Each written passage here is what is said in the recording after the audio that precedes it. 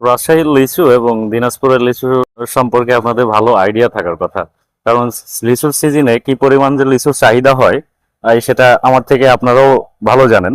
বিভিন্ন জাতের লিচু নিয়ে যারা বাগান করতে চান কিংবা বাড়ির আশেপাশে নিজের পরিবারের চাহিদা মেটানোর জন্য কিনতে চান, অর্থাৎ একটা চারা লাগাবেন সারা বছর, অর্থাৎ প্রতি সিজনে, সারা বছর তো আর লিচু হয় না, সারা প্রতি সিজনে লিচু উপভোগ করবেন। কেনার প্রয়োজন হবে না।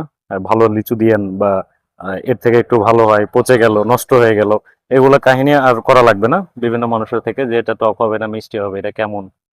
আসলে আপনারা নিজেদের গাছ থেকে যখন একটা গাছে যখন লিচু ধরবে তখন কত সুন্দর যে মনোরম একটা দৃশ্য আসে।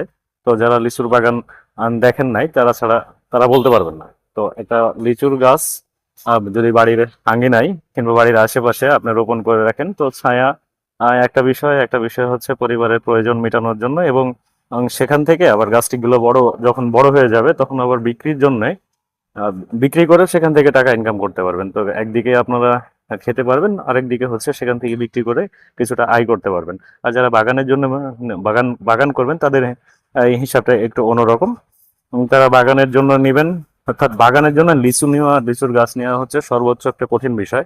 এই কারণ একটা বাগান তো অনেক টাকার বিষয়। এটা একটা জমির একটা মূল্য আছে। সেখান থেকে লিচুর জাতটা যদি খারাপ হয় তাহলে সেখানে কিন্তু বড় সমস্যা। তো লিচুর বাগান তৈরি করতে অনেক বছর সময় লাগে, সেখানে যদি সঠিক জাতটা না হয় তাহলে কিন্তু অনেক সমস্যার বিষয় এখানে।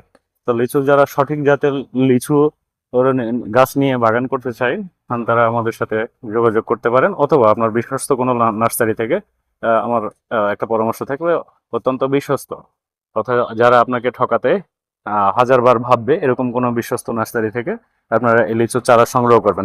নতুবা কি হবে, আঁটি লিচু সেই লিচুর গাছগুলো আপনাকে দিয়ে দিলে এখন বুঝতে পারবেন না, এটা ফল আসার পরে। অর্থাৎ একটা লিচুতে তো ফল আসতে দেরি হয়।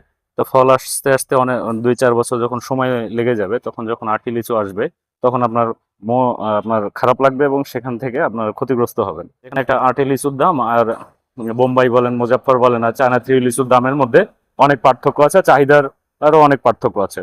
সুতরাং যে যেখান থেকে চারা সংগ্রহ করেন, খুব সাবধানতাবশত যাচাই বাছাই করে অত্যন্ত দেখে শুনে এই লিচুর চারা সংগ্রহ করবেন। ধন্যবাদ সবাইকে। আসসালামু আলাইকুম।